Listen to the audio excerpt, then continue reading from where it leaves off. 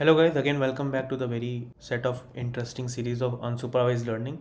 So in the last lecture we have understood about the unsupervised first algorithm, which is k-means, right? Now today we are hop into the another set of algorithm of the same category with the same data set, which is DBSCAN. Okay, so this is just a quick revision that we have done. Okay, and then again let's start with the unsupervised learning. Okay, so we have the raw data, the same raw data. Okay, and we are very familiar with the problem statement that you are an AI engineer, some hospital data is given to you, and based on that you need to group the similar kind of a patient's profile together, okay, in the form of cluster. So neither it is a regression problem nor it is a classification problem, so it is a clustering problem. Okay, so after finding out this problem statement, then we have selected this clustering approach, and then we need to do and perform the EDA operation, the exploratory data analysis, where we perform the basic statistics, the data cleaning part, the feature engineering part, and other steps in order to clean our data, and then we are supposed to save our data, right?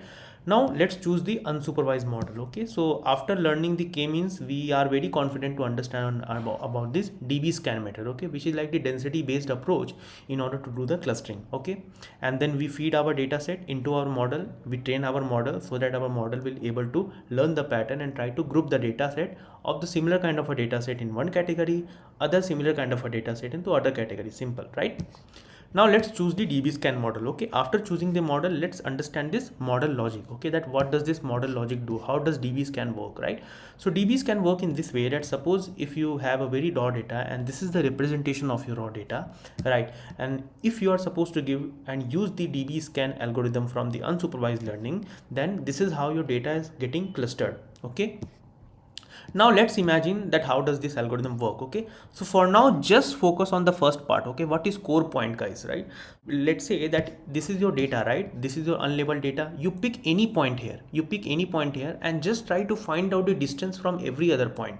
But you need to take two conditions in your mind. The first is that what should be the radius. Okay, what should be the radius or EPS. So technically we named as EPS value. EPS means what? Radius.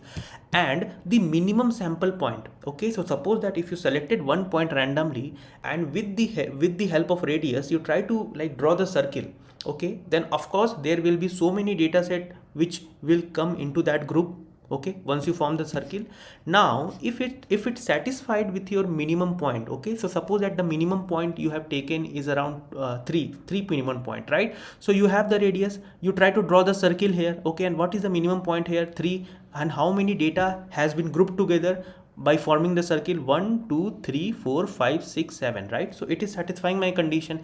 If it is satisfying my condition, I will call this entire circle as a one cluster. Okay, this is just a simple logic of DBSCAN. This is how this DBSCAN work. Okay, so you have understood about this EPS part, right? You have understood about this core point. Every point is a core point, simple. Okay, and you have understood about this minimum sample, that what should be the minimum sample around this circle. Okay, if it is satisfying my minimum sample, then it is well and good. I can call that thing as a cluster. Now go back, now just move into just focus into the second part. What is the cluster? Okay, so once you try to create a one cluster, then it is obvious then you need to form the other cluster as well, right? So similarly you will try to do with the other point as well. Okay, similarly you will try to do this experiment, repeat this experiment with the other point as well. Okay, and this is how you start making this cluster.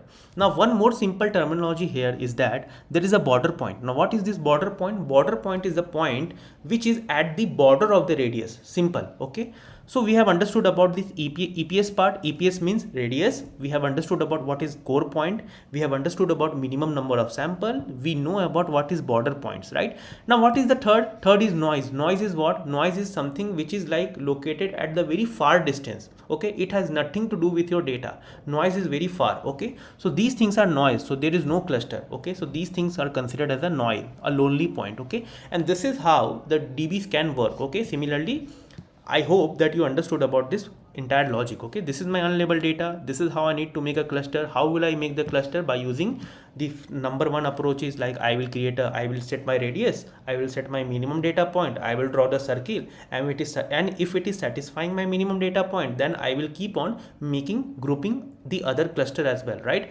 And those point who are at the border of my circle, those are actually called as a border point, and those are very far from the circle, which there is no need to make a cluster, it is impossible to make the cluster, then you can call it as noise, right? Now after clustering your data, right, after clustering your raw data, after clustering the similar patient into one category, right, then what you need to do, you need to train it, right? So from scikit-learn you are supposed to call this DBSCAN, you choose this model, you try to make this cluster, and there should be one judge, right, who can tell you that how much cluster is needed, right? We have discussed it in this k-means also, right? So what should be the judge here? Again, the judge is like the KNN. Okay, so KNN, I will tell you in my implementation part that we are using the KNN approach in order to judge, right, that how many cluster is needed. Just a reminder, like what is the judgment criteria that we have taken in the k-means? It has a Silotti score, right? So similar to kind of Silotti score, we will be making an elbow graph here just to let us know that what should be the minimum number of cluster which is needed. Okay, and after that we train our model, we save our model and the end. Okay, and we will be like collecting all the similar number of patient into a cluster 1, cluster 2, cluster 3, as many cluster that you will probably going to define, right? So this is how this unsupervised approach of collecting the similar health patient together into one cluster and different cluster will work. Okay, and this is the problem of unsupervised learning. Okay, so I hope you get, because this is very simple, right, because we have already done the basic before. So yeah, thank you guys.